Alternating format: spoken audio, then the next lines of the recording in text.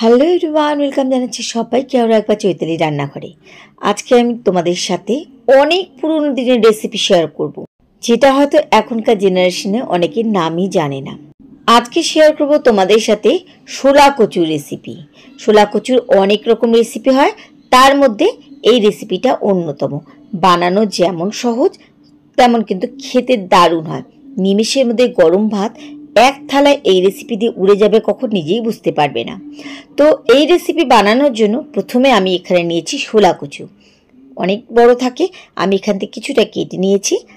আজকে এই টুকরো দিয়ে শোলা কচু ভাজা করে দেখাবো। যারা এখনও শোলা কচুর ভাজা খাওনি, তারা এইভাবেই শোলা কচুর ভাজাটা করে দেখো।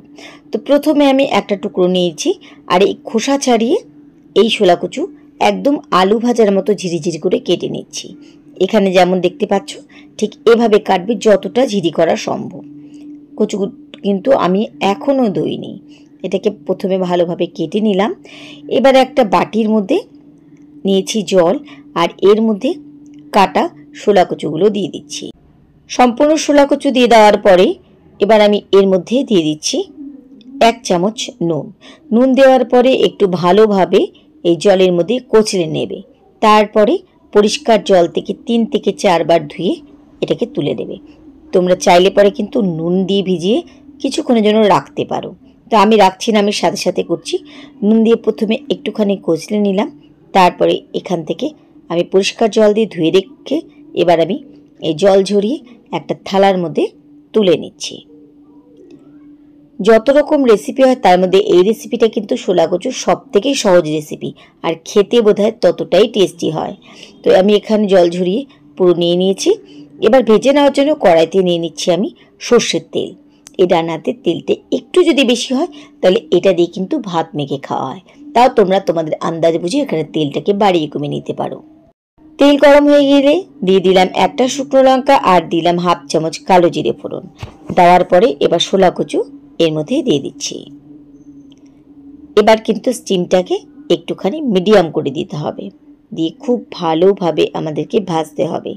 এই যে এখন যেমন ছাড়া ছাড়া আছে, এটাকে কিন্তু খুব ভালোভাবে আমাদের ভেজে নিতে হবে, তাহলে কিন্তু স্বাদ বাড়বে।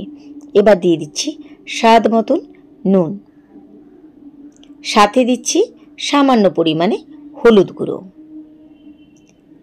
এবার নুন হলুদের সাথে মিশিয়ে ভেজে নিচ্ছি। ভাজাটাই আমাদের প্রথম থেকে শেষ পর্যন্ত এই একটাই কাজ। তবে এই ভাজাটাকে খুব ভালোভাবে ভাজতে হবে, একটু সময় নিয়ে। আর এই ভাজাটা যত ভালো হবে, এর টেস্ট কিন্তু ততই বাড়বে। তো নুন হলুদের সাথে মিশিয়ে মিশিয়ে আমি কিন্তু ভেজে নিচ্ছি। ভালোভাবে আমি নুন হলুদের সাথে মিশিয়ে 2 মিনিটের মতন এখানে ভেজে নিয়েছি। আর এর মধ্যে কিন্তু পুরো ভাজা আমার শুকনো হয়ে গেছে। এবার এর মধ্যে দিয়ে দিচ্ছি পেঁয়াজ কুচি। পেঁয়াজের পরিমাণটা এখানে একটু যদি বেশি দাও, তাহলে কিন্তু দারুণ লাগে খেতে। আর দিচ্ছি 1 টেবিল চামচের মতন থেতো করা রসুন। আর দিয়ে দিচ্ছি কাঁচা লঙ্কা, কারণ এটা ঝাল ঝাল খুব ভালো লাগে। তাও তোমরা তোমাদের ঝাল কতটা পছন্দ করো সে আন্দাজ বুঝে এখানে কাঁচা লঙ্কার পরিমাণটা দিতে পারবো। এবার ভাজবো, যতক্ষণে পেঁয়াজ একটু নেতিয়ে না আসছে ততক্ষণে ভাজবো। তো এর মধ্যে দেখতে পাচ্ছ কচু কিন্তু অনেকটাই আমার এখানে নেতিয়ে গেছে, মানে আগের মতো কিন্তু আর ছাড়া ছাড়া ভাবটা নেই। খুব ভালোভাবে আমাদের ভাজতে হবে। এর মধ্যে ঝাল নুনটা দেওয়া আছে। এবার দিয়ে দিচ্ছি সামান্য পরিমাণে চিনি। মিষ্টি মিষ্টি নোনতা আর ঝাল, তবে কিন্তু খাওয়ার স্বাদটা আসে। তবে বলবো যারা চিনি খাও না, তারা চিনিটাকে বাদ দিয়ে দেবে।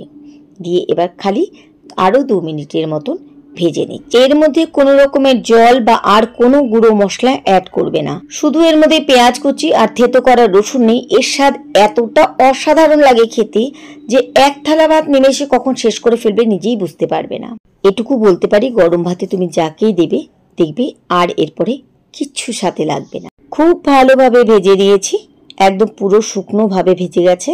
এবার কিন্তু আমি গ্যাস ওভেন বন্ধ করে দিচ্ছি। ব্যাস তৈরি হয়ে গেল গরম ভাত দিয়ে খাবার মতন অসাধারণ স্বাদের একটা রেসিপি। আশা করি আমার আজকের এই শোলা কচু ভাজার রেসিপি তোমাদের ভালো লেগেছে। একবার কিন্তু বাড়িতে অবশ্যই এইভাবে এই রেসিপিটাকে বানিয়ে দেখো, খেতে কিন্তু অদ্ভুত লাগে। তাহলে আজকের মতো সবাইকে ধন্যবাদ জানিয়ে এখানেই বিদায় নিচ্ছি। ফিরে আসবো আবার অন্য কোনো রেসিপির সাথে অন্য কোনো দিন।